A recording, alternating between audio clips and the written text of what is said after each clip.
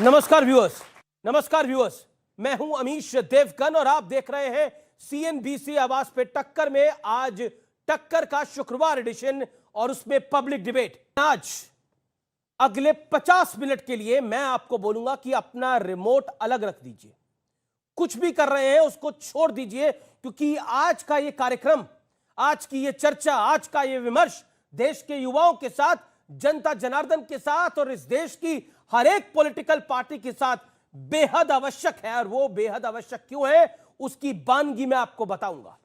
क्या मुफ्त की सियासत देश के लिए आफत बनने की तैयारी कर रही है? आप सोच रहे होंगे कि स्मृति ईरानी बनाम सोनिया गांधी और अधीर रंजन चौधरी के विवादित बयान पर मचे सियासी महासंग्राम के बीच हम आज ये मुद्दा क्यों उठा रहे हैं। ये मुद्दा मैं क्यों उठा रहा हूं? ये मुद्दा इसलिए उठाया जा रहा है, समझ लीजिए, क्योंकि ये राष्ट्रहित से जुड़ा है, देश के भविष्य से जुड़ा है, आपके भविष्य से जुड़ा है, आपके बच्चों के भविष्य से जुड़ा है।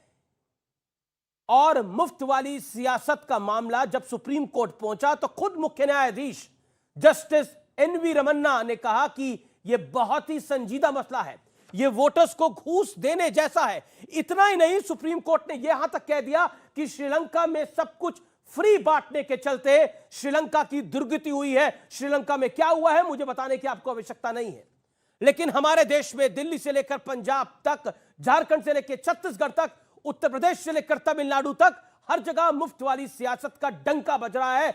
कोई बिजली मुफ्त दे रहा है, कोई पानी मुफ्त दे रहा है, कोई चावल मुफ्त दे रहा है। ऐसे में सवाल खड़ा होता है कि मुफ्त के चक्कर में कहीं देश बड़े संकट में ना फंस जाए।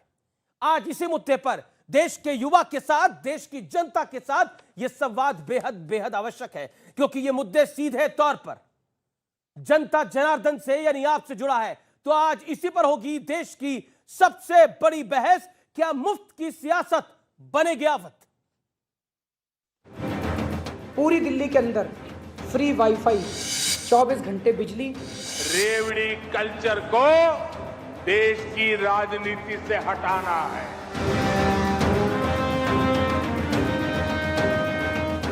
ये राजनीति का फ्री ऑफर वाला दौर है। वोट दो, बिजली पानी मुफ्त हो। अरविंद केजरीवाल को इस फॉर्मूले से दिल्ली में तो भगवंत मान को पंजाब में सत्ता हासिल भी हो गई, लेकिन फ्री की वोट देश को किस आर्थिक संकट की ओर ले जा सकती है ये कोई नहीं बताता। रेवड़ी कल्चर वाले कभी आपके लिए नए एक्सप्रेसवे नहीं बनाएंगे। रेवड़ी कल्चर वालों को लगता है कि जनता जनार्दन को मुफ्त की रेवड़ी बांटकर उन्हें खरीद लेंगे। देखो, जो फ्री की रेवड़ी जनता में बांटी जाए उसको प्रसाद कहते हैं। वो भगवान का प्रसाद होता है। हालांकि मुफ्त की राजनीति अब सबका पसंदीदा हथियार बन गया है। यूपी में बीजेपी और समाजवादी पार्टी ने दिल खोलकर ऐसे वादे किए। पश्चिम बंगाल में दीदी ने भी जमकर दांव खेला। आंध्र प्रदेश में जगन मोहन को भी इसका फायदा मिला, तो तमिलनाडु में स्टालिन भी दिल खोलकर मुफ्त वाला स्टॉल लगाए हुए। 300 यूनिट घरेलू बिजली फ्री होगी। अभी नई सरकार 3 महीने भी नहीं हुए और यकीन नहीं होता, मान साहब ने ऑलरेडी अनाउंस कर दिया 1 जुलाई से पंजाब के लोगों की बिजली फ्री। लेकिन सवाल ये है, क्या भारत जैसी बड़ी आबादी वाला देश मुफ्त के सियासी फंडे को बचा सकता है, या फिर राजनीतिक दल आज के फायदे के लिए कल की मुसीबत को अनदेखा कर रहे हैं? आज इसी मुद्दे पर होगी एक सार्थक, तार्किक और सबसे सटीक चर्चा। मुफ्त की सियासत बनेगी आफत। तो आज के इस कार्यक्रम में मेरे साथ कई धुरंधर नेता जुड़ रहे हैं, लेकिन यह चर्चा देश के लिए बहुत महत्वपूर्ण है। हाल ही में आपने श्रीलंका का हाल देखा और सुप्रीम कोर्ट में जब सुनवाई हुई तो चीफ जस्टिस ने भी श्रीलंका का जिक्र किया। इसके क्या मायने हैं, लेकिन यह हफ्ता पूरा का पूरा राजनीतिक तौर पर बहुत जोरदार रहा है। सोनिया गांधी और स्मृति ईरानी में वाद विवाद भी हुआ है, या फिर कहें तो वो 3 मिनट का वाक युद्ध बड़ा जोरदार हुआ है। मेरे साथ बात करने के लिए कांग्रेस का पक्ष रखने के लिए स्टूडियो में मौजूद है आचार्य प्रमोद कृष्णम, जिन्होंने स्मृति ईरानी को चेतावनी भी दी है। उनका अभिनंदन है, जोरदार तालियों से अभिनंदन करिए। मेरे साथ मौजूद है भारतीय जनता पार्टी की ओर से बीजेपी के कद्दावर नेता प्रवक्ता प्रेम शुक्ला, आपका भी अभिनंदन है, जोरदार तालियों से इनका स्वागत करिए। मेरे साथ जुड़ रहे हैं धुआंधार बैटिंग करने वाले, कभी ना चुप होने वाले अनुराग भदौरिया, उनका भी अभिनंदन है, समाजवादी पार्टी के प्रवक्ता हैं, नेता हैं। मेरे साथ जुड़ रहे हैं कुलदीप कुमार, लोकप्रिय विधायक है आम आदमी पार्टी के, उनका अभिनंदन है, जोरदार तालियों से अभिनंदन करिए कुलदीप कुमार का। मेरे साथ जुड़े हैं माधवानंद, प्रवक्ता जेडीयू के, उनका भी अभिनंदन है, जोरदार तालियों से अभिनंदन करिए। आप तमाम मेहमानों का स्वागत है और जनता आपका भी स्वागत है इस बड़े मुद्दे के ऊपर। जब मैं इस मुद्दे को इंट्रोड्यूस कर रहा था तो आपके दिमाग में पहली बात क्या आ रही थी? अपना हाथ खड़ा करें और अपनी बात को रखें, क्योंकि क्या मुफ्त की सियासत देश के लिए आफत बनेगी? अपनी राय रखिए, हाथ खड़ा करिए और राय रखिए। आप हाथ खड़ा कर रहे हैं, बोलिए जी। ये मुफ्त की सियासत जो शुरू हुई है उसके लिए मैं ये कहना चाहता हूँ कि आज हमारा देश जो है वो 135 करोड़ प्लस है, और बाकी देशों की तुलना अगर हम चाहें, यहाँ पे फैसिलिटीज़ है स्कूलों की, मेडिकल की, जहाँ तक मेरा मानना है ये सुविधाएं होनी चाहिए। पर 135 करोड़ में आप हर चीज़ में अगर आप ये लॉलीपॉप से देते हैं तो आने वाले देश में हमारा देश कहीं बहुत पीछे चला जाएगा और इसका नुकसान आने वाली पीढ़ियों को भुगतना पड़ेगा। आने वाली पीढ़ियों को भुगतना पड़ेगा। आज तो फ्री मिल जाएगा, लेकिन आने वाली पीढ़ियों को भुगतान करना पड़ेगा। मैं प्रेम शुक्ला इसकी शुरुआत इससे आप ही से करता हूं। प्रधानमंत्री मोदी ने बोला था कि ये जो शॉर्टकट की सियासत है इससे देश में शॉर्ट सर्किट हो सकता है। निश्चित तौर पर देखिए, आप खैरात तंत्र से अर्थतंत्र नहीं चला सकते। अर्थतंत्र के अपने नियम हैं।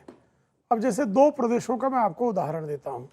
पंजाब है, पंजाब में अगर 100 रुपए की आय हो रही है तो 53 रुपए कर्ज चुकाने में जा रहे हैं। अब उस पंजाब में अगर आप मुफ्त की बिजली दे रहे हैं, अगर उस पंजाब में आप लोगों को हर महिलाओं के लिए विशेष व्यवस्था कर रहे हैं खैरात बांटने की, और उसके बाद वहाँ के मुख्यमंत्री आदरणीय मान जी वो आकर प्रधानमंत्री जी से कहते कि हमें 50,000 करोड़ रुपए दे दीजिए। एक तरफ आपके पास अपने जो रिसोर्सेज हैं उन रिसोर्सेज में से आपको अर्थव्यवस्था को चुस्त दुरुस्त करने का आपके पास प्रबंध नहीं है। इसी तरह से राजस्थान देख लीजिए, 100 रुपए अगर आ रहे हैं तो 40 रुपए अशोक गहलोत जी की सरकार को कर्ज चुकाने में देने पड़ रहे हैं। तो ऐसी स्थिति में जहां पर आपकी अर्थव्यवस्था पहले से ही डगमगाई हुई है, कर्ज के बोझ के तले आप दबे हुए हैं, अगर वहां आप खैराती अर्थतंत्र ले आएंगे तो स्वाभाविक तौर पर आशंका पैदा होगी कि क्या आप अपने प्रदेश को श्रीलंका की तरह उसका दिवाला पिटवाना चाहते हैं। ये सब प्रश्न जो है सर्वोच्च न्यायालय के विद्वान न्यायाधीशों के मन में भी आया, और आदरणीय प्रधानमंत्री जी भी, देखिए किसी गरीब आदमी को सशक्त करने का प्रयास करना एक बात और खैरात बांटना दूसरी बात, इन दोनों के अंतर को अच्छी तरह से समझना नाम लिए वहां शासन आपका है। कुलदीप कुमार जी, क्या आपको लगता है ये फ्री वाली बीमारी आप ही ने लगवाई है देश को? देखिए अमीश भाई, पहली बात तो ये कि मैं दिल्ली शुरुआत करता हूँ। आप दिल्ली को देखिए, दिल्ली देश की राजधानी है। दिल्ली में आम आदमी पार्टी की सरकार 2015 से है, और 2015 में जो हमारी सरकार दिल्ली में बनी, हम लोगों से वादे किए थे। अरविंद केजरीवाल लोगों से कहा था अगर हमारी सरकार बनेगी हम आपको 200 बिजली मुफ्त देंगे। पर सुप्रीम कोर्ट कह रहा है ये घूस दे जैसा है। सुप्रीम कोर्ट पे भी आऊंगा। उन्होंने हमने कहा पानी मुफ्त देंगे। उसके बाद जब से सरकार बनी हम दिल्ली के लोगों को बिजली और पानी का फायदा दे रहे हैं, लेकिन उसके साथ साथ दिल्ली में जब सरकार बनी थी तो हमारा बजट था 31,000 करोड़ रुपए का, और फ्री देने के बाद भी लोगों को उनकी सुविधाएं उपलब्ध कराने के बाद भी, फ्री एजुकेशन देने के बाद, फ्री हेल्थ देने के बाद, फ्री हॉस्पिटल दवाइयां देने के बाद भी आज हमारा बजट है 78,000 करोड़ रुपए। यह है दिल्ली की ईमानदार सरकार का काम। अगर कोई भी सरकार ईमानदारी से काम करेगी तो निश्चित रूप से जनता को सहूलियत देगी, और हर सरकार का कर्तव्य बनता है कि वो जनता को सहूलियत दे, क्योंकि जनता माचिस पर टैक्स देती है, जनता आटे पर टैक्स देती है, जनता नमक पर टैक्स देती है। अब तो आटा भी जीएसटी में आ गया, अब तो नमक भी जीएसटी में आ गया, अब तो दूध भी जीएसटी में आ गया। आप टैक्स तो लेंगे लेकिन जनता को देंगे क्या? तो दिल्ली की सरकार ने ईमानदार तरीके से लोगों को हेल्थ भी दिया। जिनको आप फ्री की बिजली दे रहे हैं वो टैक्स नहीं दे रहे। आप टैक्स पेयर मिडिल क्लास से ले रहे हैं और दे कहीं और रहे हैं। भाई वो लोग भी टैक्स देते हैं, वो लोग माचिस पर टैक्स देते हैं, वो लोग नमक पर टैक्स देते हैं, आटे पर टैक्स देते हैं। मैं प्रेम शुक्ला के पास बाद में जाऊंगा, लेकिन आचार्य प्रमोद कृष्णम, अगर मुफ्त की सियासत का कोई सबसे बड़ा भुक्तभोगी है तो वो आप हैं। आपको अपनी दो सरकारें गंवानी पड़ी हैं इस वजह से। देखिए अमीश देवगन, एक तो ये विषय बहुत ही गंभीर है और संवेदनशील है। ये राजनीति का जो विषय है वो राज्यों में और केंद्र में विभाजन उसका किया जा सकता है। जैसे आदरणीय प्रेम शुक्ला जी ने पंजाब का नाम लिया, दिल्ली का नाम लिया, क्योंकि वहाँ उनकी सरकारें नहीं हैं। इसको थोड़ा सा व्यापक दृष्टिकोण से देखना चाहिए, क्योंकि भारत के अंदर दो तरह के तबके हैं, दो तरह के लोग हैं। एक वो हैं जो टैक्स नहीं दे पाते हैं या जो टैक्स नहीं देते हैं, एक वो हैं जो टैक्स देते हैं। एक तीसरा भी तबका है जो बहुत ही ज़्यादा है किसानों का। किसान बहुत मेहनत करके, मशक्क़त करके, परिश्रम करके फसलों को उगाता है, वो टैक्स नहीं लगता है, लेकिन वो इस देश के निर्माण में बहुत बड़ी भूमिका किसानों की है। और मैं समझता हूँ जितने बच्चे बैठे कहीं ना कहीं से इनका रिश्ता भी उस एग्रीकल्चर से, गांव से होगा। अब 3 पॉइंट हो गए। ये जो फ्री का सामान देना है, फ्री का राशन देना है, ये किसी को बुरा नहीं लगता है, लेकिन इसमें ना मनुष्य को जो फ्री का भोजन लेता है, फ्री का वो ग्रहण करता है, तो उसके अंदर से उसके स्वाभिमान को ठेस लगती है। कोई भी नहीं चाहता कि फ्री का भोजन उसको दिया जाए। मैं अपील करना चाहता हूं कि जो अब तक हुआ इस देश में, थोड़ा सा, क्योंकि जब से नरेंद्र मोदी जी आए हैं तो बीजेपी और इनके तमाम सपोर्टिंग ऑर्गेनाइजेशन ये कह रहे हैं कि हम नया भारत बनाएंगे, तो कम से कम इस नए भारत में जो लोग टैक्स देते हैं उन्हें एजुकेशन फ्री होनी चाहिए, उनका स्वास्थ्य फ्री होना चाहिए, और शिक्षा और स्वास्थ्य। ये फ्री वाला काम बंद करिए। क्यों नहीं होना चाहिए? क्यों नहीं होना चाहिए? आखिर सरकार का कर्तव्य क्या है? सुरक्षा, स्वास्थ्य। पर श्रीलंका का हाल देखिए आप। नहीं, श्रीलंका और भारत की तुलना नहीं की जा सकती है। भारत श्रीलंका ना कभी हो सकता है और ना कभी होगा। माफ करना, भारत को श्रीलंका से किसी भी ऐसे देश से आप ही के नेताओं ने कंपेयर करा, कई विपक्ष के नेताओं ने कंपेयर क्या कहता है अमीश देवगन? मेरा निवेदन सुनिए। मैं ये चाहता हूं कि भारत के अंदर शिक्षा, स्वास्थ्य और सुरक्षा ये भारत सरकार की जिम्मेदारी बननी चाहिए। भारत की भूमि पर कोई भी पैदा होता जो बच्चा, चाहे वो लड़की है, लड़का है, चाहे वो अमीर के घर पैदा हुआ है, गरीब के घर, उसे स्वास्थ्य, शिक्षा और सुरक्षा देना हमारा कर्तव्य बनता है, और हम ऐसी व्यवस्था करें। आपको लगता है ये फ्री की पॉलिटिक्स देश को खराब कर रही है? देखिए, ये राहत है कि आफत है? नहीं, ये शब्द ही गलत है। हिंदुस्तान में तरह तरह के लोग हैं, विभिन्न जातियों के, विभिन्न धर्मों के, और हिंदुस्तान के सुदूर दूर गांव में बहुत गरीब परेशान लोग रहते हैं जिनके पास ये सुविधाएं नहीं हैं। उनको भी ये राइट है कि उनकी एजुकेशन हो, उनका स्वास्थ्य का ध्यान रखा जाए, उनकी व्यवस्थाएं की जाएं जो उनको मूलभूत जरूरत है। सरकार क्यों चुनी जाती है? जब सरकार आती है, क्यों आती है? फिर सरकार की जरूरत ही नहीं है।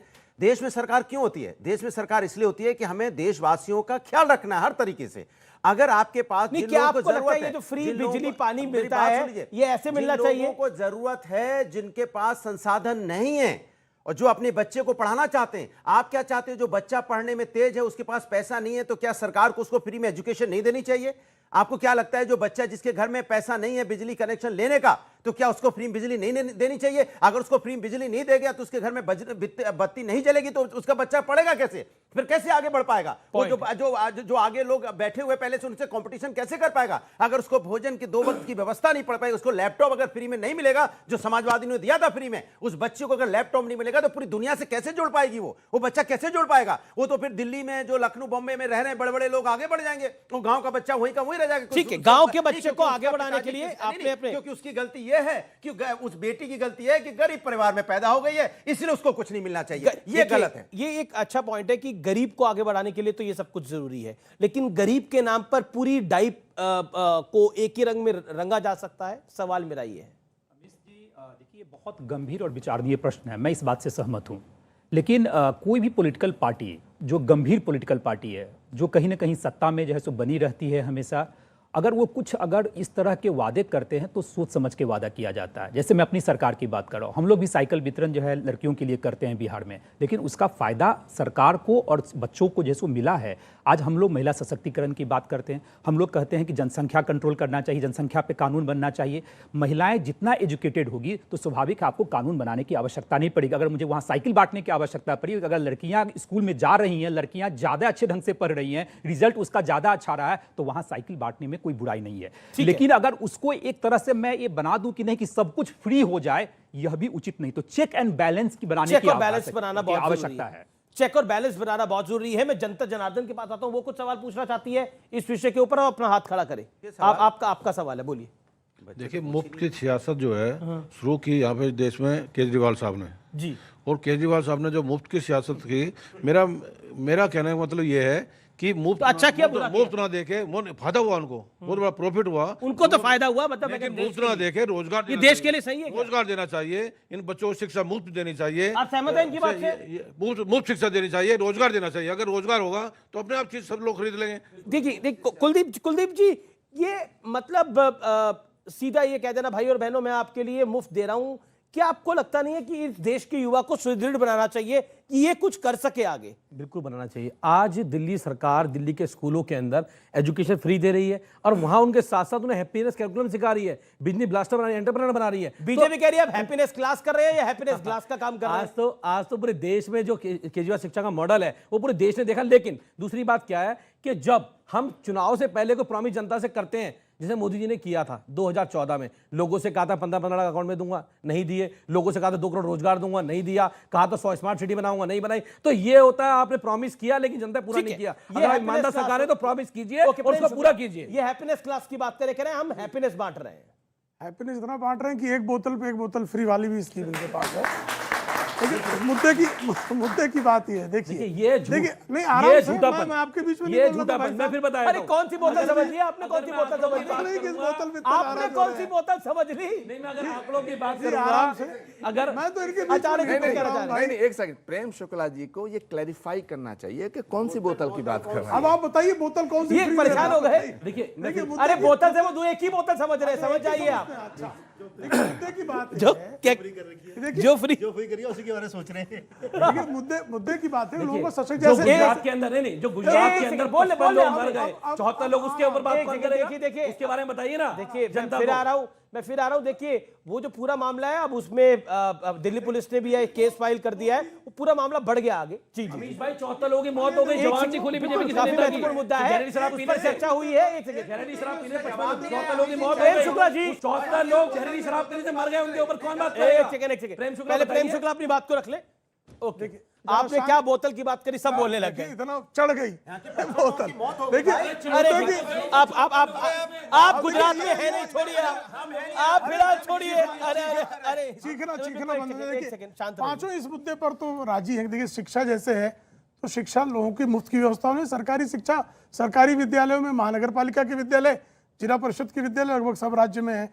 आदरणीय मोदी जी जिनके यहाँ बिजली नहीं, जैसा अनुराग जी ने कहा, सौभाग्य योजना पहली बार 70 वर्षों में लोगों के यहाँ मुफ्त में बिजली कनेक्शन दिए गए। एलपीजी गैस कनेक्शन अमीरों ने सब्सिडी छोड़ी और गरीबों के घर में एलपीजी गैस कनेक्शन गए। अच्छा, आपने लेकिन ये अब बोतल- आप क्या कर रहे थे? आपने बोतल का ये नाम क्या लिया, कर रहे आपने थे? बोतल का नाम लिया। बोतल वाली पॉलिटिक्स क्या है? वो कहते हैं हमें फंसाने की कोशिश हो रही है। अरे साहब ये दशा है कि जो रेजिडेंट एरिया है जहां आप शराब का पास नहीं कर सकते। और दूसरा, आदरणीय केजरीवाल जी जब लोकपाल योजना थी, इनको आंकड़ा बता दे खाली। आपको ठेके पता है भाई? ठेके की कितने बताइए, आंकड़ा बताइए। अरे सुनिए तो पहले, इन्होंने कहा था कि अगर किसी इलाके में शराब की नई दुकान तभी खुलेगी जब वहां की महिला समिति अनुमति देगी। ये कहा था कि नहीं कहा था? नहीं, ये एक आरोप आप पे लग रहा है कि एक तरफ आप फ्री की सियासत कर रहे हो, दूसरी तरफ आपने शराब ठेका की पॉलिसी को बड़ा इजी कर दिया है और वहां पर आप गलत काम कर रहे हो। आप पे आरोप लग रहा है शराब का स्कैम हो गया है दिल्ली के अंदर। तो एक तरफ फ्री बिजली पानी, दूसरी तरफ स्कैम। अमीश जी देखिए, पहली बात बीजेपी क्या आरोप लगा रही है कि गुजरात के अंदर शराबबंदी है, सबको पता है। गुजरात ड्राई स्टेट है। दिल्ली की बात नहीं, कर रहा हूं। एक मिनट मैं जवाब दे रहा हूं ना। दिल्ली की बात कर रहा हूं, दिल्ली पे देखिए जवाब तो लेना पड़ेगा ना अमीश भाई, ऐसे थोड़ी चलेगा। गुजरात के अंदर 74 लोगों की मौत हो गई, वहां तो शराब नहीं है, वहां तो शराबबंदी है। और गुजरात, अभी सुन लीजिए, गुजरात गवर्नमेंट ने लिख के दिया कि शराबबंदी से 15,000 करोड़ रुपए का हमें नुकसान होता है। 15,000 करोड़ रुपए किसके जेब में जा रहा है? पहली बात है। दूसरी बात है, इन्होंने कहा, मैंने जो सवाल पूछा, दिल्ली में एक तरफ फ्री बिजली पानी, दूसरी तरफ शराब का स्कैम, जो बीजेपी आरोप लगा रही है। 2000 ऐसी दुकानें थी जहां अवैध शराब बिकती थी, झुग्गी में, झोपड़ी में, जहां नकली शराब बिकती थी, जिससे लोगों की मौत होती थी। उन एक्साइज पॉलिसी लाके उन दुकानों को बंद किया गया। और आज दिल्ली के अंदर 2015 में दिल्ली के अंदर 848 ठेके थे। और मैं चैनल से कह रहा हूं, आपके चैनल पे, आज दिल्ली के अंदर 464 ठेके। मैं दावे से कह रहा हूं, चेक करा ले लोग। ठेके गिने आपने? झूठ का प्रोपगंडा बनाना। ठेके गिने आपने दिल्ली के? 750 दुकानें गिने रेजिडेंट एरिया में। बोतल गिन लिया आप लोगों ने, ठेके गिने कि नहीं गिने? और उसमें भी रेजिडेंट एरिया में जहां अगर पर ठेके दिए नहीं जा सकते। ठेके गिनवा रहा हूं आपके लिए। नहीं देखे, बाकी स्कूल के बगल में, आप कल को ये मत बोलो नमकीन की दुकान भी गिराई। गली गली में। और चीफ सेक्रेटरी खुद कह रहा है कि साहब इनकी जांच करो। कौन कह रहा है? अरे चीफ सेक्रेटरी नहीं, सीबीआई को गुजरात भेजो ना।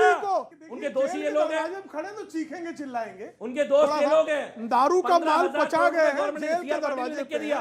ठीक है, वो कह रहे हैं आप जेल के दरवाजे पे खड़े हैं। बताइए। प्रदीप कुमार एक सेकंड, वो कह रहे हैं आप जेल के दरवाजे पे खड़े हैं, खुद ही इसलिए कह रहे हैं। अभी खूब चीखेंगे ये चिल्लाएंगे। इनके देखिए, केजरीवाल हम कह रहे लोग- सिसोदिया मैं जेल कहता जाएंगे। हूं, हम केजरीवाल आंदोलन तो से साइन निकले करते लोग नहीं है, 8 बेचारे साल में सिसोदिया 1 जेल रुपए का जाएंगे। भ्रष्टाचार साबित नहीं कर पाए दो लोग। हेल्थ 8 मिशन साल के सरकार जेल को हो में गए हैं। और अभी भी कहता हूं हम जेल से डरने वाले नहीं है तुम्हारी ना। अरे जेल CBI जाने डरने वाले हो, वाले। डरने फिर क्या बता बात देता हूं है? मैं आपको। अरे आप भेज दीजिए। इतना भ्रष्टाचार अरे तैयार है, कर रहे भेजिए हो, ना। अभी भेजिए। गए हुए हैं। मैं क्या कह रहा हूं, अभी भाजपा अभी के जेल में भ्रष्टाचार की सत्येंद्र बहुत जैन खुशी गए। रहेगी। कहीं जेल की बात आई तो मुझे पे जवाब देना पड़ेगा। अरे जिन बेशर्म है 74 लोगों पे नहीं आपने होते। जिन पे आप इतने जिन पे बेशर्म जिनकी हैं, इतने हत्या आप लोगों ने बेईमान की है, हैं, इतने भाजपा के बदकार लोग हैं शामिल कि है जेल उसके में अंदर। जाने के बाद शांत आप शांत जैसे शांत लोग शांत जेल में जाने के शांत बाद शांत भी शांत बेशर्मी कर रहे हैं। देखिए आचार्य जी, जेल की बात आई तो मुझे अभी हाल ही में जो सोनिया जी से और राहुल जी से लगातार पूछताछ हुई उसका ख्याल आया। आप लोग भी कह रहे हैं कि एजेंसियों का दुरुपयोग हो रहा है, लेकिन इसी बीच आपके एक वरिष्ठ नेता ने राष्ट्रपति द्रौपदी मुर्मू जी को राष्ट्रपत्नी कह दिया और जिसके कारण सदन में बहुत बड़ा बवाल हो गया। स्मृति ईरानी जी भी बहुत नाराज हो गई। क्या कहना चाहते हैं आप? देखिए अमीश देवगन, एक तो ये बहस और बड़ी आपने भी स्मृति जी को चेतावनी दे डाली। बहस बहुत अच्छी शुरू की थी आपने कि फ्री में क्या मिल रहा है, क्या मिलना चाहिए ना मिलना चाहिए, और बहस जो है शराब के ठेकों पे आकर के लड़ाई और महाभारत के युद्ध में तब्दील हो गई। और ये बात बिल्कुल ठीक है, ये बात बिल्कुल ठीक है अमीश देवगन जी, कि गुजरात में शराबबंदी देश की आज़ादी के बाद से है और वहाँ पर जहरीली शराब से इतने लोगों का मरना ये देश के लिए बहुत ही बड़ा कलंक की बात है। चाहे सरकार बीजेपी की हो, चाहे सरकार कांग्रेस की हो, चाहे आम आदमी पार्टी की हो, जहाँ शराब पी करके, जहरीली शराब पी के लोग उस स्टेट में जहाँ शराब बंदी है, तो ये सवाल तो खड़ा होता है। नंबर 1। नंबर 2, अब आपने बात की राष्ट्रपति महोदया की। देखिए, भारत के अंदर राष्ट्रपति का जो पद है ये सर्वोच्च पद है, संवैधानिक दृष्टिकोण से सर्वोच्च पद है। राष्ट्रपति महोदया के विषय में जो भी टिप्पणी की गई है, चाहे वो हमारे नेता ने की या किसी और कोई पार्टी का नेता ने करी और किसी ने नहीं, मैं कह रहा हूं कभी भी की गई हो, आज से पहले, आज के बाद में। इस देश के अंदर पॉलिटिकल पार्टीज के अंदर ऐसे सब पार्टियों में नेता हैं जो इस तरह की टिप्पणियां करते हैं। मैं इन टिप्पणियों का विरोध करता हूं। नेता नहीं है, मैं विरोध करता हूं। अधीर रंजन चौधरी जी ने जो कहा है राष्ट्रपति महोदया के लिए, वो बिल्कुल गलत है और वो देश को बुरा लगा है, मुझे भी बुरा लगा है। हमारी पार्टी के बहुत से नेता हैं जिन्होंने पार्टी के भीतर भी इस बात को उठाया, मगर जो सोनिया जी के साथ बर्ताव हो रहा है वो ठीक नहीं है। पार्लियामेंट के अंदर सोनिया गांधी सबसे सीनियर लीडर्स में से एक हैं, और अगर वो किसी से बात कर रही हैं और उनके ऊपर सारे के सारे सत्ताधारी दल के मेंबर पार्लियामेंट, मिनिस्टर्स टूट पड़ते हैं, तो मुझे लगता है ये एक सवाल उठता है और ऐसा नहीं होना चाहिए। सोनिया गांधी उस परिवार से ताल्लुक रखती हैं जिस परिवार ने इस देश को कई दशक नेतृत्व दिया है, और सोनिया जी ने जब से इस देश में ब्याह करके आई हैं, उन्होंने इस देश की मर्यादा का, गरिमा का, संस्कारों का और संस्कृति का निर्वहन किया है, मैं दावे के साथ कह सकता हूं। इसलिए सोनिया गांधी पे इस तरह का हमला बिल्कुल उचित नहीं। जवाब सोनिया गांधी पर कोई हमला नहीं हुआ। आदरणीय स्मृति ईरानी जी जब वो रमा देवी जी से बात कर रही थी, उस समय उन्होंने पूछा can I help you, can I help you हमला, may I help you, may I help you हमला होता है।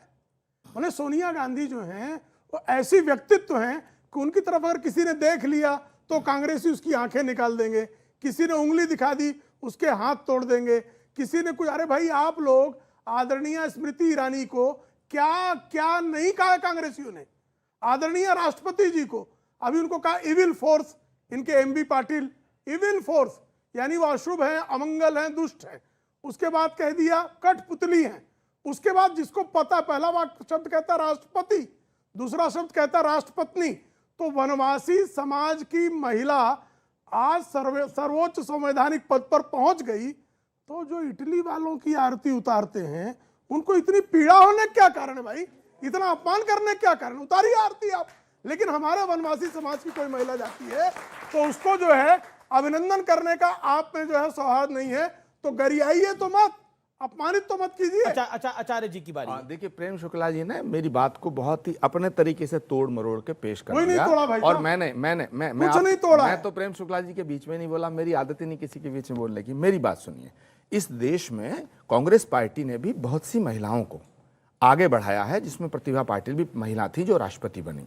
प्रश्न ये नहीं है कि कांग्रेस की राष्ट्रपति बनी है या बीजेपी की। आदिवासी महिला हैं तो बिल्कुल सम्मान है, लेकिन अगर आदिवासी वो नहीं होती तो भी देश के सर्वोच्च पद पे आसीन है। मैं कहता हूं कि उनके सम्मान में यदि किसी व्यक्ति ने भी टिप्पणी की है गलत, तो मैं उसका विरोध कर रहा हूं। मैं ये जानना चाह रहा हूं, और आपने ट्वीट करा, कैसे बात कर रही है? आपने ट्वीट करा स्मृति ईरानी को चेतावनी देते हुए कि इतना घमंड अच्छा नहीं है। स्मृति ईरानी सोनिया गांधी देश की बहू है। मुझे ये बताइए, अगर सोनिया गांधी जी से पूछ लिया गया कि क्या आपकी मैं मदद कर सकती हूं, और कल कांग्रेस के प्रवक्ता ने मेरे कार्यक्रम में बोला क्योंकि सोनिया गांधी जी के आगे जी नहीं लगाया था इसलिए नाराजगी थी, आप मुझे बताइए राष्ट्रपति को राष्ट्रपत्नी कह दिया गया और उसमें नाराजगी नहीं है? देखिए, एक तो अधीर रंजन चौधरी जी ने जो कहा उसके लिए वो माफी मांग चुके हैं और उन्होंने कह दिया, उन्होंने ये कहा है कि मुझसे ये चूक हुई है, लेकिन मैं राष्ट्रपति महोदया से मिलकर भी माफी मांगूंगा। वो विषय खत्म हो जाता है, नंबर एक। नंबर दो, पहली बार ऐसा देखने को मिल रहा है कि भारत की संसद में जो कैबिनेट मिनिस्टर्स हैं वो इस तरह से आपक हो रहे हैं। और फिर सोनिया गांधी के हाथ में ना तो बम था, ना AK-47 थी, ना कोई चाकू था, ना छुरी थी। भाई सोनिया गांधी के ऊपर इस तरह जो टूट के पड़ रहे हैं सब लोग, पहली बार ऐसा देखने को मिल रहा है। विपक्ष, सुनिए अमीश देवगन, विपक्ष हंगामा करता है, विपक्ष अपनी बात को मनवाने के लिए संसद के अंदर अक्सर देखा जाता है कि हंगामा करता है। ये पहली ऐसी सरकार है कि इसके कैबिनेट मिनिस्टर कह रहे हैं संसद नहीं चलने देंगे, इसके कैबिनेट मिनिस्टर कह रहे हैं कि साहब सोनिया गांधी माफी मांगे। भाई सोनिया गांधी ने गुनाह क्या किया जो सोनिया गांधी माफी मांगे? अगर सोनिया गांधी का ये कहना कि डोंट टॉक टू मी ये गुनाह है तो फिर तो भाई ठीक है, फिर तो आप जो कहें वो ठीक है, लेकिन सोनिया गांधी का गुनाह तो बताओ। बीजेपी का आरोप है कि सोनिया गांधी ने कोई अधीर रंजन चौधरी पे एक्शन नहीं लिया। ओके, इनकी दृष्टि में मैं आई हेल्प यू कहना अपराध है और राष्ट्रपति कहना ये पुण्य कर्म है, बहुत बड़ा पुण्य कर्म है। भाई आप मुझे कृपा करके बताएं, हमारा एक वार्ड स्तर का नेता कुछ कहता है तो ये सब कहते हैं नरेंद्र मोदी जी माफी मांगो। इनका संसद में, लोकसभा में गुट नेता पहले कहता है राष्ट्रपति, फिर कहता है राष्ट्रपति, रिपोर्टर टोकता है कि आप गलत बोल रहे हैं, फिर भी वो राष्ट्रपति कहता है, उसके बाद माफी खुद ये बहुत दुखी हैं, ये लोग खुद बहुत दुखी हैं उनसे। मैं आपको बता दुखी है तो कार्रवाई कर दे कार्रवाई, किसने रोका? आचार्य जी नहीं करता है। ये दुख जो है इनका अंदर ही क्यों रह जाता है, ये समझ के बाहर है। कार्रवाई कर दे। आपने लेकिन आचार्य जी ने स्मृति जी को चेतावनी दी, वो चेतावनी अधीर रंजन को नहीं दे रहे। देखिए इनका ना कि एक महिला को जो है ये चेतावनी दे रहे हैं क्योंकि उसने अमेठी से राहुल गांधी को चुनाव हरा दिया। क्या स्मृति ईरानी से इसलिए खींचा क्योंकि उसने अमेठी में आपके सर्वोच्च नेता को चुनाव हराया है? क्योंकि ऐसा प्रतीत हो रहा है कि एक पर्सनल खुंदक है स्मृति ईरानी के साथ। तो बड़ी मजेदार बात यह है कि जो सवाल प्रेम शुक्ला जी के मन में उत्पन्न हुआ वही अमीश देवगन के मन में उत्पन्न हुआ कि उनको चुनौती इसलिए दी जा रही है। दर्शकों के मन में भी सवाल है, यही इनके मन में भी सवाल होगा। सुनिए, स्मृति ईरानी जी को मैंने कोई गलत बात नहीं कही, मैंने ये कहा है कि स्मृति ईरानी जी सत्ता के घमंड अच्छा नहीं होता। दुश्मन की, ये वो देश है, दुश्मन की बहू बेटियों का भी सम्मान हमारे यहाँ होता है। इसलिए अगर सोनिया गांधी से आप ये डिमांड कर रहे हैं कि साहब अधीर रंजन चौधरी की बात के लिए सोनिया गांधी माफी मांगे, तो मैंने इसलिए कहा है कि सोनिया गांधी इस भारत की बहू है, वो विदेश की बेटी जरूर है, लेकिन पूरे विवाद को आपने देखा, क्या आपको लगता है कि ये विवाद अवॉइड हो सकता था? सम्मान होता है। मैंने ये जो शब्दों का इस्तेमाल हुआ, जो अधीर रंजन चौधरी जी ने बोला, वाक्य गलत है। और देश की राष्ट्रपति जी के बारे में क्यों, किसी भी महिला के बारे में इस तरह का शब्दों का इस्तेमाल नहीं होना चाहिए। वो क्यों नहीं ये बोल रहे हैं? किसी भी महिला के बारे में नहीं होना चाहिए। सवाल चूंकि भारतीय जनता पार्टी ने सपोर्ट किया था इसलिए, अरे राष्ट्रपति जी के लिए तो आप कर ही नहीं सकते। मैं कहता हूं किसी महिला के लिए नहीं कर सकते आप, ये क्यों नहीं आप बोलते आप? दूसरी बात, सवाल ये उठता है कि जब पार्लियामेंट के अंदर में पार्लियामेंट सदन, क्या शब्दों का प्रयोग किया याद है आपको? अरे क्या कहा मालूम है? संजय निरुपम नाचने वाली कह गए थे, याद है आपको? अब ऐसे तो बहुत मैं गिना दूं, फिर बीजेपी के नेता ने क्या क्या बोला था, क्या कहा वो बता देंगे, क्या क्या बोला था कांग्रेस के नेता के। आप बताइए, आपने बोला, बताइए। बोल दूंगा ना, अभी बोल रहा हूँ, सुनो, बोल रहा हूँ, अब रुक जाओ, बोल रहा हूँ, रुक जाओ। आपके एक हैं मंत्री बने कैबिनेट के उत्तर प्रदेश में, नाम याद है उनको? हाँ बताइए। शंकर सिंह, क्या उदय, मैं नाम बता रहा हूँ, उदय, मैं बना, अरे उनका नाम दया शंकर सिंह। उदय शंकर कोई मंत्री नहीं है, सुना, दया शंकर सिंह कैबिनेट मंत्री हैं। दया संघ से उन्होंने क्या एक पूर्व मुख्यमंत्री के बारे में बोला था, याद है आपको? और उसने क्या कहा था? अरे याद मैं है? जो पूछा, उसने क्या कहा याद है? फिर महिलाओं को क्या, महिलाओं ने कैसी बातें करो, उसने क्या कहा था? उसने क्या कहा था? महिलाओं के सम्मान की बात नहीं करोगे? महिलाओं के सम्मान की बात नहीं करोगे? अगर महिला, मैं कहता हूं कोई महिला मुझे कुछ कह देगी, मैं पलट के जवाब नहीं दूंगा। मैं गारंटी कहता हूं आपसे, महिला का सम्मान इस देश के अंदर होना चाहिए। कोई महिला आपसे तब तक कुछ नहीं बोलेगी जब तक आप महिला का सम्मान नहीं करोगे। ये हिंदुस्तान की महिला है। देखिए एक बात तो पक्की है कि जो भदौरिया जी ने कहा है कि किसी भी महिला का अपमान नहीं करना चाहिए। हमारे यहाँ तो यत्र नारेस्तु पूजन्ते रमन्ते तत्र देवता, ये सूत्र दिया गया। महिलाओं का सम्मान होना चाहिए, चाहे वो किसी भी पार्टी के। नंबर 1। नंबर 2, ये बात भी पक्का है प्रेम शुक्ला जी कि सोनिया गांधी जी के लिए भी बहुत गलत भाषा का प्रयोग भाजपा के नेताओं ने किया। भाई संजय निरुपम भी तो आपकी पार्टी से हैं हमारे यहाँ। आप ही के नेता। ये क्या बात है जा रही? सुनिए, अपनी तो आपकी पार्टी में है। उन्होंने ऐसे शब्द संजय निरुपम ने कहा कि मैं जबान पे प्रारंभिक शिक्षा, लेकिन इंटरेस्टिंग बात यह है कि अनुराग भदौरिया बहुत चर्चा कर रहे थे अभी नारी के सम्मान में, लेकिन इनके बहुत बड़े नेता हैं आजम खान। उन्होंने जयप्रदा का चुनाव के अंदर इनरवियर की चर्चा कर दी थी जयप्रदा की। ये इनके नेता हैं आजम खान। और सुनिए पूरा सुनना पड़ेगा अनुराग भदौरिया और समाजवादी पार्टी के प्रवक्ता यहां ज्ञान दे रहे हैं, पूरा ज्ञान दे रहे हैं कि महिलाओं का पूरा सम्मान करना चाहिए। आप बोल रहे हैं आप समाजवादी इतने व्याकुल क्यों हो रहे हैं? करती है इनकी तरह इतने व्याकुल क्यों हो रहे हैं? अंतिम संस्कार इतने पेट्रोल डाल व्याकुल के क्यों हो रहे हैं? सवाल किसी का है, महिलाओं के ऊपर सवाल है, राष्ट्रपति द्रौपदी मुर्मू के लिए जो बोला उस पर किसी का सवाल है, स्मृति ईरानी सोनिया गांधी जी पर किसी का सवाल है, तो हाथ खड़ा करे पूछे। दलित बच्ची के साथ अन्याय हुआ, रात के अंधेरे में पेट्रोल डाल के अंतिम संस्कार कर दिया, उसका भी सवाल पूछिए।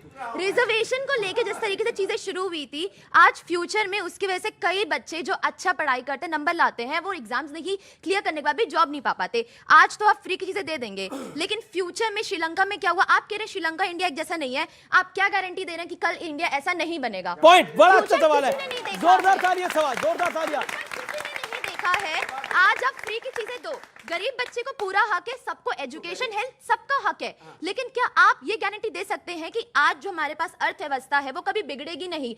कल को हम फ्यूचर जनरेशन है, हमें वो उठाना पड़ेगा। बड़ा अच्छा सवाल है। और मैं बताता हूं इनका जो पॉइंट है, जैसे रिजर्वेशन होती है उसके अंदर एक चेकलिस्ट होती है, फ्री का सामान बांटने में भी पॉलिटिक्स में एक चेकलिस्ट होनी चाहिए। जवाब सही सवाल आपने उठाया है और आपको डंके की चोट पे बोलना चाहिए था। ये जो बीजेपी सरकार है ये अन्याय करती है हम लोगों के साथ में। इसने हम लोगों को इनको जो बोलना बोलेंगे, हम लोगों को रोजगार दे देती। आज आप लोगों को रोजगार दे देती तो शायद इस चीज की जरूरत ही नहीं पड़ती। ये ना रोजगार देने की बात करती है, ना महंगाई की बात करती है। जी लास्ट टाइम भी मैं इस डिबेट पे आई थी। हाँ। और आपने रोजगार पे बात उठाई थी। और रोजगार हमें जहां चाहिए वहां मिल रहा है। बात एक second, BJP Samajwadi party Congress. सवाल सुनिए ना सर, आप कह रहे जनता को क्या पूछना चाहिए? जनता पूछ रही है, जनता आपको वोट के जरिए जवाब भी दे रही है। नहीं, रोजगार अभी यूपी में जवाब मिला है आपको, अभी लोकसभा में कितनी सीटें आई है? मैं आपको बताऊं सर, हम युवाओं को रोजगार जहां चाहिए वहां मिलता है, इंटर्नशिप्स मिलती है गवर्नमेंट की, उस पे अगर हम जाना चाहे मिलता है। आप यहाँ मैटर को, आप एज क्रॉस कर चुके हैं, वो आप एज क्रॉस कर चुके हैं। आप मैटर को आम आदमी पार्टी, समाजवादी, कांग्रेस, बीजेपी से ना जोड़े। हम किसी पार्टी को बिलोंग नहीं करते, हम भारत के युवा हैं, हम भारतीय हैं। ये लड़ाई हमेशा चली थी। नहीं सर, आप ही से पूछ रही है सर, ये मेरा सभी के लिए। ठीक है। आप कभी इस चैनल पे इनसे लड़ेंगे, कभी चैनल पे उससे लड़ेंगे, लेकिन हमारे जवाब तो नहीं मिलते ना सर। देखिए ये जनता, अरे ठीक है, नहीं अच्छा ठीक है, देखिए ये मैडम भी कुछ कहना चाह रही है। सवाल उसने बोला कि सारी पार्टियों से है, किसी एक पार्टी को टारगेट नहीं कर रही वो।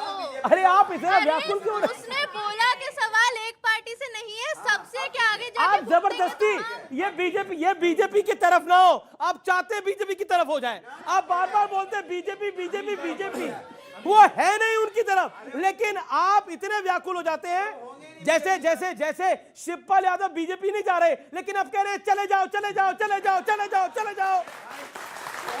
यही है आपकी कहानी। शिवपाल यादव बीजेपी नहीं जाना चाहते, लेकिन कहते हैं सम्मान जहां मिलता है जाओ। ओके, अच्छा मैं बोलता हूँ, आपने जोड़ दिया। ओके, मैं आ रहा हूँ। ओके, आपको खबर है, इसके लिए आपको बधाई। अमित जी, जो हमारी बहन ने क्वेश्चन पूछा उसका जवाब मिलना चाहिए। हमारी अर्थव्यवस्था जो है बहुत ही स्ट्रांग है। कोविड पेंडेमिक के कारण निश्चित रूप से पूरे विश्व की अर्थव्यवस्था प्रभावित हुई है, लेकिन अपनी अर्थव्यवस्था की तुलना अगर हम लोग बांग्लादेश, पाकिस्तान और नेपाल और श्रीलंका से करें तो ये भी उचित नहीं है।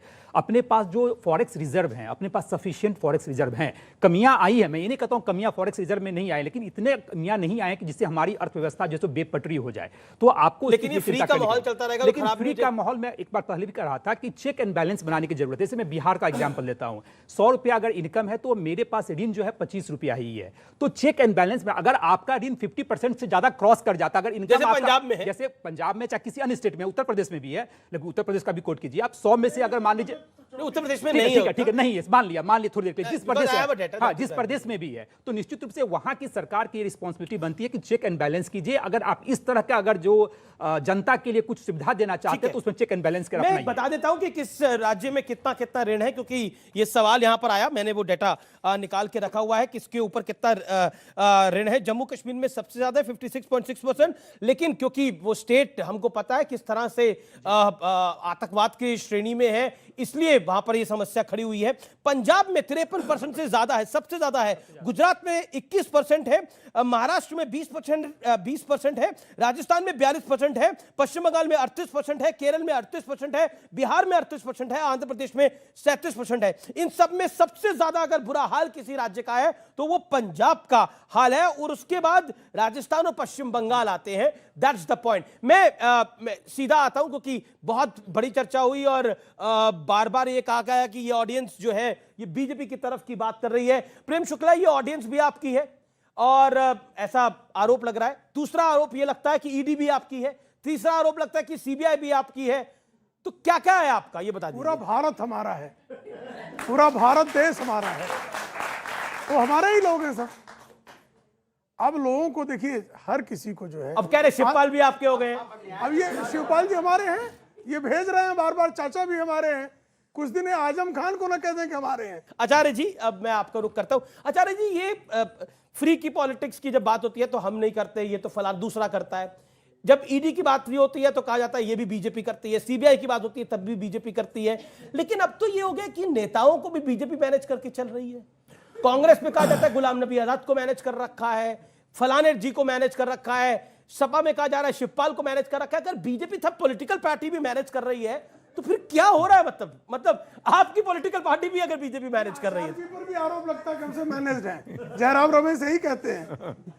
नहीं, जयराम रमेश को तो कई साधु संतों ने उसके बाद काफी कुछ बोला जो उन्होंने बोला आचार्य जी के लिए। जी एनीवे, देखिए, अभी प्रेम शुक्ला जी ने बहुत अच्छी बात कही थी कि सारा देश हमारा है, भारत हमारा है। बिल्कुल ठीक बात है, बिल्कुल भारत इनका। लेकिन अगर कोई इनसे ये पूछे कि भाई बेरोजगारों को रोजगार कब मिलेगा, वो इनका नहीं है। अगर कोई बीजेपी से सवाल करता है कि इस देश के अंदर जो ये थोड़ा नफरत का माहौल बन रहा है, इसकी जिम्मेदारी किसकी है, तो वो आदमी इनका नहीं है। अगर कोई व्यक्ति ये पूछता है कि इस देश के अंदर हमारे जो जवान हैं ये तिरंगे में लिपट लिपट करके आतंकवादियों की गोलियों से शहीद होकर के वापस यहाँ आ रहे हैं, ये कब रुकेगा, तो वो इनका नहीं होता है। जो इनसे सवाल करे वो इनका नहीं है, नंबर 1। नंबर 2, ईडी, सीबीआई, ये बिल्कुल ठीक कह रहे हैं आपके, ईडी भी इनकी, ये भी सीबीआई इनकी। मैं ऐसा नहीं कहता, मैं तर्क पे बात कर रहा हूँ, तथ्यों पे बात कर रहा हूँ कि ईडी ने 2004 से 2014 यानी 10 साल जब यूपीए की सरकार थी, जिसे कांग्रेस लेड गवर्नमेंट कहा गया, उसमें 10 सालों में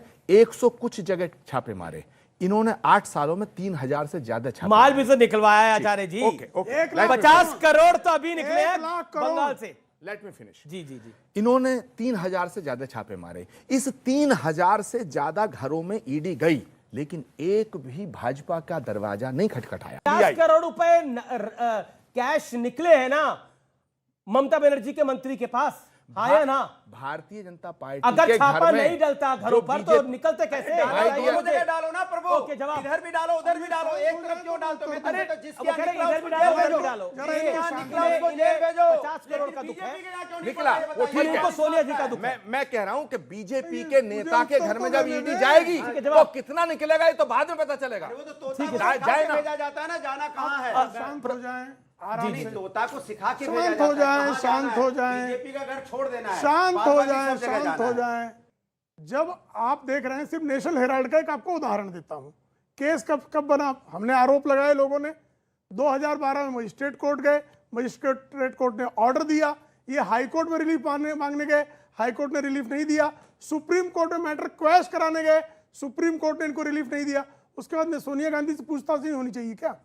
सवाल पैदा होता है कि अगर 50 करोड़ रुपए अगर पकड़े जाते हैं पार्थ चटर्जी के मित्र के घर से, तो उसके लिए भाजपा के लोगों को गिरफ्तार कर लेंगे। ये नया कानून बनेगा इस देश में? ये कानून तो नहीं बन सकता ना। सत्येंद्र जैन के पास से अगर माल निकले तो आदेश गुप्ता को पकड़ लेंगे आप, ऐसा नियम बनाएंगे? ये नया कानून, नया संविधान इस तरह से बनेगा? भाई माल निकला ना, तभी तो अभी तक क्यों नहीं जेल से छूटे? अभी तक क्यों नहीं जेल से छूटे? क्यों नहीं बेल हुई?